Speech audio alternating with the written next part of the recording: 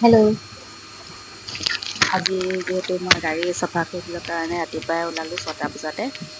যিটো আজি বিশ্বকৰ্মা পূজা আছিলে, ৰাতিপুৱা সোনকালে 6টা বজাতে উঠি মই গাড়ী ধুবলৈ কাৰণে গেৰেজত লৈ গ'লোঁ। তো এনে কাৰ ৱাছিং বুলি এটা আছে, এটা নতুনকৈ খুলিছে চাৰিআলি পাৰ হৈ পিনে, তালৈকে লৈ গ'লোঁ ৰাতিপুৱা।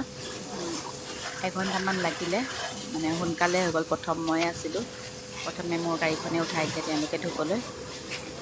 সোনকালে হৈ গ'ল, সেইকাৰণে মই গাড়ীখন 6টা বজাত নিছিলোঁ, 7:30 মানত হৈ গ'ল। যিহেতু মই পূজা কৰিবলৈ নোৱাৰোঁ, সেইকাৰণে মই ঘৰলৈ লৈ গৈছিলোঁ দেউতাক পূজা কৰি দিবলৈ কাৰণে ক'বলৈ। আৰু দেউতাও ঘৰত অকলে আছে, গাড়ী ধুই পূজা কৰিবলৈ দেউতাৰো দিগদাৰ হয়, সেইকাৰণে মই গাড়ীখন ধুয়ে লৈ গ'লোঁ। নহ'লে গাড়ীখন মই নিজেই ধুওঁ, নিজে চলাওঁ যেতিয়া গোটেই বছৰটো, সেইকাৰণে মই নিজেই ধুওঁ। কিন্তু আজি মই ইয়াতে ধুৱাই পিনে লৈ গ'লোঁ।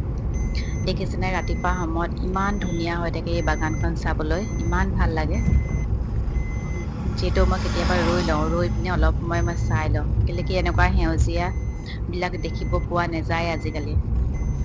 ৰাতিপুৱা সময়টোত বহুত ভাল লাগে চাবলৈ কাৰণে বাগানখন, দুইফালে পুৰা সেউজীয়া হৈ থাকে।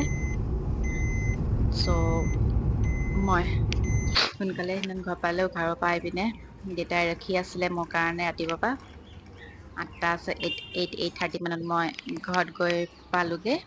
দেখিছেনে এইটো মোৰ কুকুৰটো লিঅ', সেই বাহিৰত বিচাৰিছে খাবলৈ কাৰণে কিবা এটা পাম নেকি বুলি।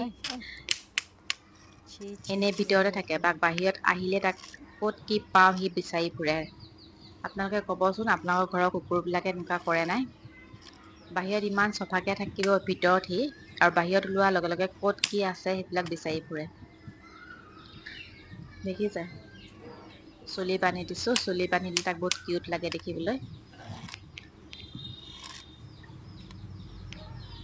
দেউতা পূজা কৰি আছিলে, যিহেতু আমাৰ ইয়াত বান্দৰ বহুত উৎপাত, সেইকাৰণে মই দেউতাই প্ৰসাদ লৈ আছিলে, গোটেইকেইটা কল, নাৰিকল, চানা, বুনিয়া, সেইকাৰণে মই লাঠি লৈ ৰখি আছোঁ। যদি কেনেবাকৈ বান্দৰ আহে তাত পূজা কৰিব নোৱাৰিব, চব বস্তু বান্দৰে উঠাই লৈ যাব। সেইকাৰণে মই যিটো পূজা কৰা নাই, দেউতাই কৰি আছে, মই আৰু লিঅ' ৰখীয়া হৈ আছোঁ লাঠি এটা লৈ পিনে। সি বাৰে প্ৰতি খোৱা বস্তুখিনিৰ ওচৰত যায়, চাইগে কিবা দিব নেকি বুলি, আকৌ সি দৌৰ মাৰি আহে। মই তাক চাই আছোঁ ধুনীয়াকৈ বহি পিনে।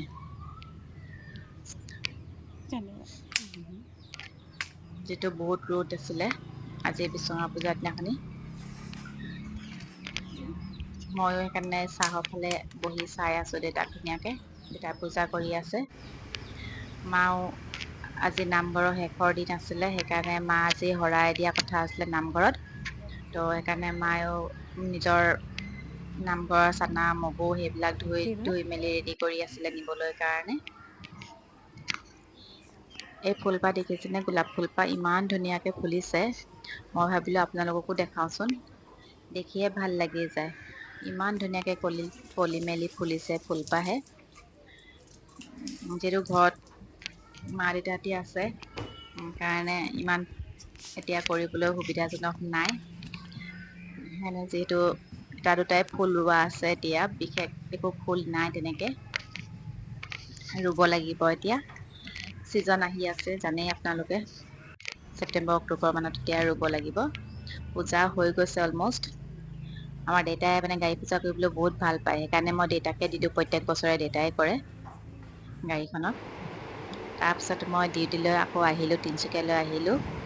যিহেতু সেইদিনা হস্পিটেলটো আছিলে বিশ্বকৰ্মা পূজা, হস্পিটেলতো ৰেডি কৰিবলৈ আছিলে, সেইকাৰণে মই পাৰ্চেলমত আহিলোঁ। এয়া দেখিছে, আহিছে পণ্ডিতজিও আহিছে, ভাবিও আহিছে পূজা কৰিবলৈ কাৰণে। তেওঁলোকে প্ৰত্যেক বছৰে যিমানবিলাক মেচিন আছে, প্ৰত্যেক মেচিনতে স্বস্তিক বনাই পিনে ৰছী বান্ধি দিয়ে, পূজা কৰি দিয়ে, যাতে গোটেই বছৰটো ভালকৈ মেচিনবিলাক চলি থাকে। সেইকাৰণে ধুনীয়াকৈ পূজা কৰি দিয়ে। আপোনালোকে জনাবচোন আপোনালোকক কেনেকুৱা লাগিলে ভিডিঅ'টো। লাইক কমেণ্ট কৰি দিব আৰু শ্বেয়াৰ কৰিবলৈ নেপাহৰিব। Okay, thank you, bye by.